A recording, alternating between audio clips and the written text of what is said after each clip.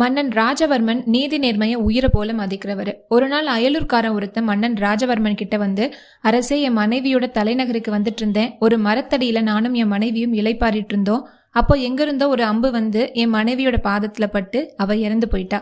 தூரத்துல ஒரு வேடன் உட்கார்ந்துருந்தான். அவன் தான் என் மனைவியை கொன்னுட்டான். நீங்க தான் அவனுக்கு தண்டனை கொடுக்கணும்னு கேட்டுக்கிட்டான். அந்த வேடனும், அரசே, காரணமே இல்லாம நான் ஏன் அந்த பெண்ணை கொல்லணும் அப்படின்னு கேட்டான். மன்னன் அந்த பெண்ணோட பாதத்துல குத்திருந்த அம்பை பார்த்துட்டு, நீ வேற ஏதாவது மிருகத்துக்கு குறி வச்சு அது தவறுதலா அந்த பெண் மேல பட்டிருக்கலாம்ல அப்படின்னு கேட்டாரு.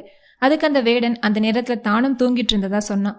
அரசன் அந்த வேடனை நாடு கடத்தும்படி உத்தரவிட்டாரு. வெளியூருக்கு போயிட்டு திரும்பி வந்த மந்திரி நடந்ததை கேள்விப்பட்டாரு. அவரு அந்த அம்பை பார்த்துட்டு அரசர்கிட்ட சொன்னாரு, அரசே, இங்க பாருங்க, இந்த அம்பு துருப்பிடிச்சிருக்கு.